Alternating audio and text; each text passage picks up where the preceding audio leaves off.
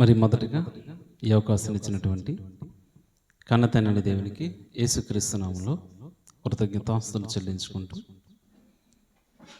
కూడి వచ్చిన మీ అందరికీ ప్రభుపేటన వందనాలు. అలాగే మరి ఈ వీడియోని వీక్షిస్తున్న మరి వారందరికీ కూడా ప్రభుపేట వందనాలు తెలియజేసుకుంటూ మరి ఈరోజు ఒక ప్రత్యేకమైన అంశాన్ని మనం ధ్యానించుకుందాం. మరి చిన్న ప్రార్థన చేసుకొని మనం వాక్య ధ్యానంలోకి వెళ్దాం. పరిశుద్ధ ప్రేమగల తండ్రి, మీ అపారమైన ప్రేమను బట్టి మరొకసారి మీ పాదాల సన్నిధిలో మీ అమూల్యమైన నామాన్ని స్మరించుకుని గొప్ప భాగ్యాన్ని మాకు ఇచ్చినందుకు వందనాలు, కృతజ్ఞతలు. అయ్యా, ఈ దినము తండ్రి నాయన మమ్మల్ని అందరినీ తండ్రి సజీవ లెక్కలో ఉంచినందుకు వందనాలు, కృతజ్ఞతాస్తులు చెల్లించుకుంటున్నాం తండ్రి నాయనా. ఇటు రీతిగా మమ్మల్ని నిలబెట్టి నీ సన్నిధిలో తండ్రి నాయన మిమ్మల్ని గోజాడి మిమ్మల్ని స్తుతించుకుని నాయన ఇటు అవకాశాన్ని ఇచ్చినందుకు తండ్రి నాయన ఎన్నికలేని మమ్మలను ఎన్నుకుని తండ్రి నాయన ఇదిగో తండ్రి ఈ క్షణము నీ సన్నిధిలో ఉండడం అది మహాభాగ్యం ప్రభా.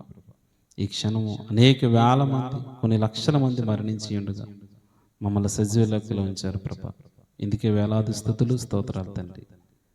ఇదిగో నాయన మీ పిల్లలుగా తండ్రి మీ చిత్తము మీ ఉద్దేశం మీ ఆలోచన తండ్రి మేము గ్రహించి మీ కొరకు ఉన్నతంగా బ్రతకడానికి తండ్రి నాయన మీ చిత్తము ఏమై ఉన్నదో అది మేము గ్రహించి తండ్రి వాటి ప్రకారంగా బ్రతికే భాగ్యాన్ని ధన్యతను మాకందరికీ దయచేస్తారని వచ్చు నైనా. మమ్మల్ని మరుగు చేసి తండ్రి నాయన మీ లేఖనాలు మా ఎంత ప్రత్యక్షమవులాగున తండ్రి మీరు కృప చూపిస్తారని వచ్చు. మా ప్రభు రక్షకుడైన యేసుక్రీస్తు ప్రశస్తమైన నామములో అడిగి వేడుకొని పొందుకునే నామ తండ్రి, ఆమేన్. ప్రేమైన దేవుని వాళ్ళారా, మరి ఈ నూతన సంవత్సరము గురించి మనం ఆలోచన చేసినట్లయితే 365 రోజులు ఏంటి? ఈ 365 రోజులు ఎన్ని నిమిషాలు వస్తున్నాయి, ఎన్ని గంటలు వస్తున్నాయి, ఎన్ని నెలలు వస్తున్నాయి? ఇలా ఆలోచన చేస్తే ప్రేమ దేవుని వాళ్ళారా, మన ఒక్క సంవత్సరంలోనే చాలా కాలాన్ని మనం ఆలోచించగలం. మరి గొప్పవారందరూ కూడా, మేధావులందరూ కూడా, అండ్ మన జాతిపిత అయినటువంటి మహాత్మా గాంధీ గారు, నేను చదువుకునే రోజుల్లో ఆయన చలనచిత్ర అంటే ఆయన ఫోటో మొలతాడిన ఒక వాచ్ ఉండేది అనమాట. ఎందుకు ఆయన గడియారం ఆయన వాచ్ పెట్టుకుంటేవారంటే ప్రతి సెకండ్ కూడా ఇంపార్టెంట్ అన్నట్టుగా ఆయన పట్టుకునేవారు. అంటే కాలం చాలా విలువైనది.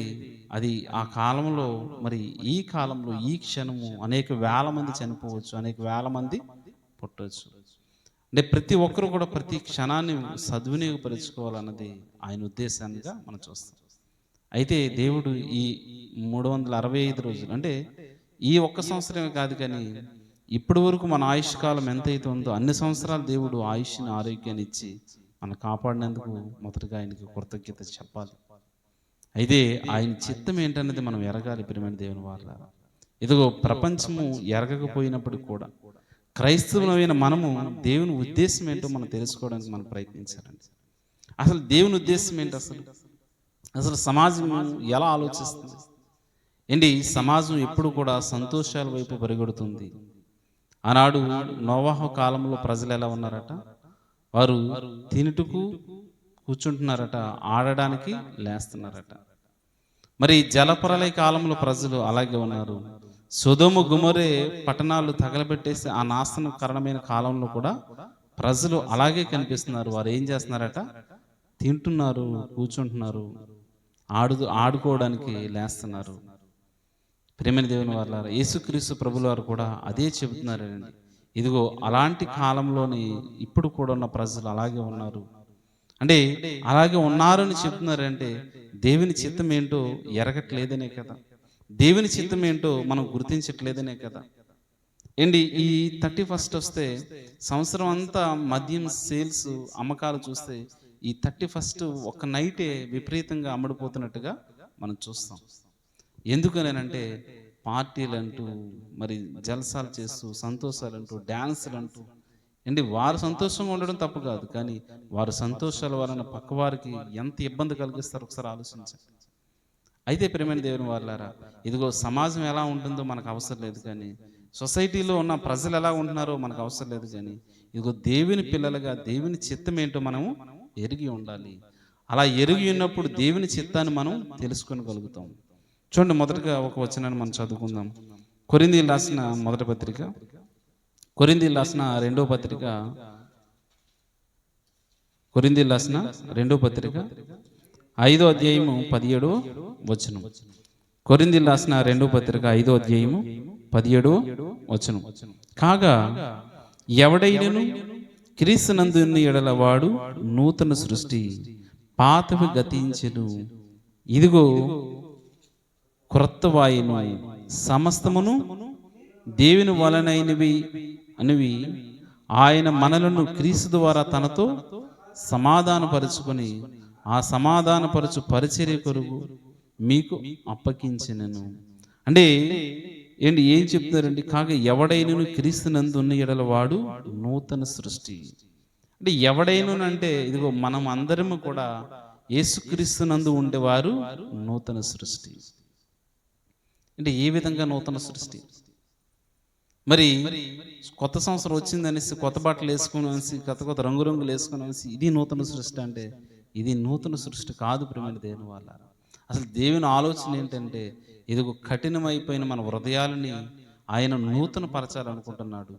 ఇదిగో మనం ఒకప్పుడు విగ్రహారాధన చేసేవారిని, అసలు దేవుడు ఎవరో తెలియకుండా బ్రతికేవారిని.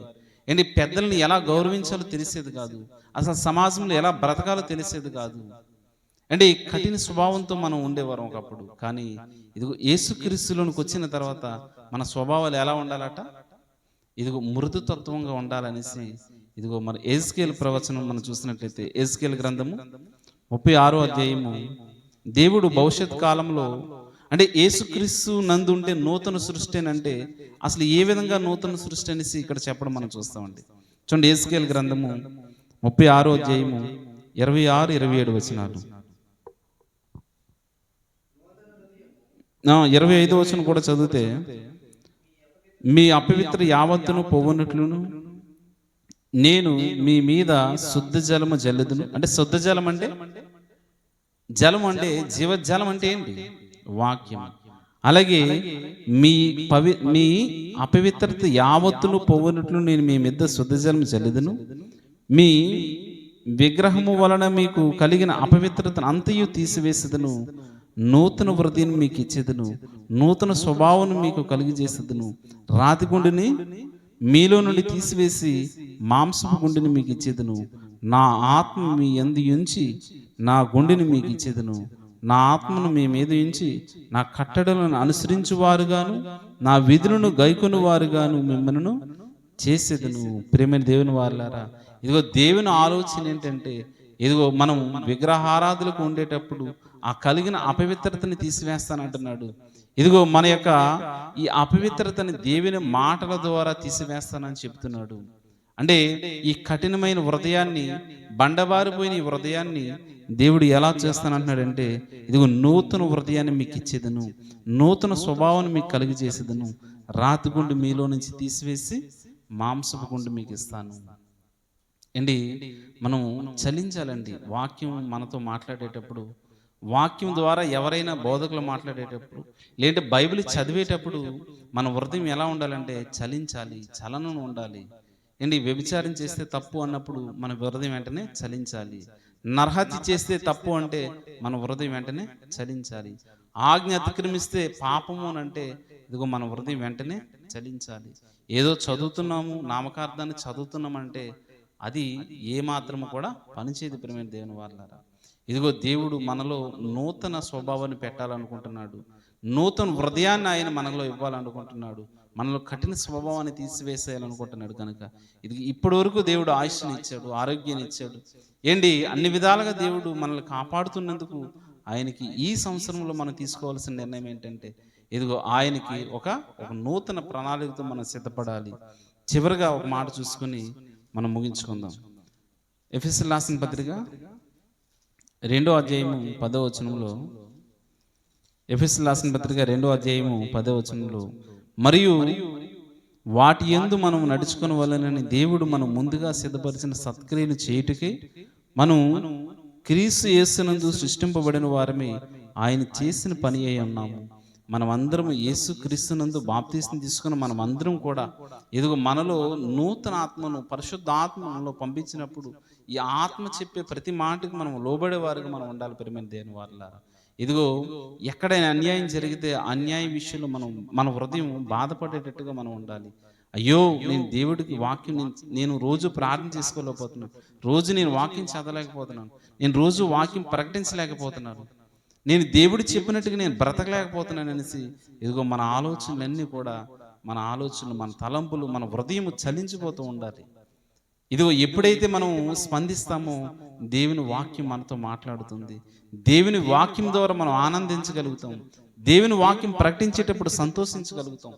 ఏంటి, ఒకరోజు మనం ప్రార్థన చేసుకోలేకపోయినా, ఒకరోజు వాక్యం చదవలేకపోయినా, ఈరోజు ఏదో కోల్పోయినట్టు మనకు అనిపిస్తుంది అని అంటే ఇదిగో దేవుని ఆత్మ మనలో పనిచేస్తున్నట్టు.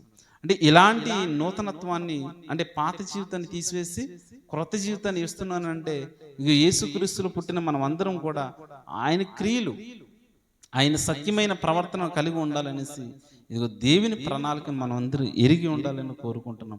ఈ నూతన సంవత్సరంలో మనం తీసుకోవాల్సిన నిర్ణయం ఏంటంటే, ఇప్పటి వరకు దేవునిలో మనం ఎంతలా ఎదిగాము, అంటే బాప్తీసం తీసుకున్న దగ్గర నుంచి, యేసుక్రీస్తు మనలోకి వచ్చిన దగ్గర నుంచి ఆయనలో మనం బ్రతకగలుగుతున్నాం. అసలు యేసుక్రీస్తు 33.5 సంవత్సరాలు ఏ పాపము చేయకుండా బ్రతికిన ఆయన, ఇదిగో మనం ఇన్ని సంవత్సరాలు దేవుడు మనకు ఆయుష్ని ఇచ్చినప్పుడు ఎన్నిసార్లు మనం పాపం చేసాం, ఎన్నిసార్లు ఆజ్ఞను అతిక్రమించాం, అసలు ఎన్నిసార్లు మనం బైబిల్ చదివాం, అసలు ఎంతలాగా మనం ప్రార్థన చేస్తున్నాం, అసలు మన భక్తి జీవితం ఎలా ఉంది అనేది ఒకసారి మనం యేసుక్రీస్తు జీవితంతో మనం కంపారిజన్ చేసుకోవాలి. ఏంటి, ఈ నూతన సంవత్సరంలో ఇప్పటి వరకు దేవుడు క్షమించాడు కనుక ఇది ఇకనైనా సరే దేవుని కొరకు నేను ఈ ప్రణాళిక నేను తీసుకుంటున్నాను. అంటే నా ఆలోచన ఇలా ఉండబోతుంది. ఇదిగో నేను వచ్చే సంవత్సరం తప్పకుండా నేను బైబిల్ విషయాలు నేను చదువుతాను, బైబిల్ ఒక్కసారైనా నేను చదవగలుగుతాను, దేవుని మాటలు నేను అర్థం చేసుకోగలుగుతాను, అందులో ఆ మాటల ప్రకారంగా నా జీవితం బ్రతుకుని నేను వాటి ప్రకారంగా మలుచుకుంటాను, ఏ ఆజ్ఞ విషయంలో కూడా నేను మీరను అనేసి ఈ నూతన సంవత్సరంలో దేవుడు మరొక సంవత్సరాన్ని మనకు ఆయుష్ని ఇస్తున్నాడు కనుక ఈ ఇచ్చిన ఆయుష్ని దుర్వినియోగపరుచుకొని కొనుక్కోకుండా ఇప్పుడైనా సరే మనం మారి మన ఆత్మను పరిశుద్ధపరుచుకొని దేవుని కట్టడలను అనుసరించి బ్రతికేలాగా ఉండాలని కోరుకుంటూ ఈ నూతన సంవత్సరంలో మనం అందరం కూడా నూతన స్వభావం కలిగి మన పాత స్వభావాన్ని విడిచిపెట్టి ఇదిగో ఇప్పటి వరకు జరుగుతున్న ఆలోచనలన్నీ విడిచిపెడతాం. ఇదిగో ఏ ఆజ్ఞ విషయంలో అబద్ధం ఆడామో, మోసం చేసాం, విచారం చేసాం, దొంగతనం చేసాం, ఈ విషయాలన్నీ విడిచిపెట్టి ఇదిగో ఈ దినం నుంచి నేను పరిశుద్ధంగా బ్రతుకుతాననేసి దేవుని సన్నిధిలో ఏకాగ్రతగా, అంటే ఏంటి, రహస్యమందు ఉన్న, అంటే నువ్వు ప్రార్థన చేసినప్పుడు ఎలా చేయాలంట, రహస్యమందున నీ తండ్రితో నువ్వు మొరపెట్టుకోవాలి.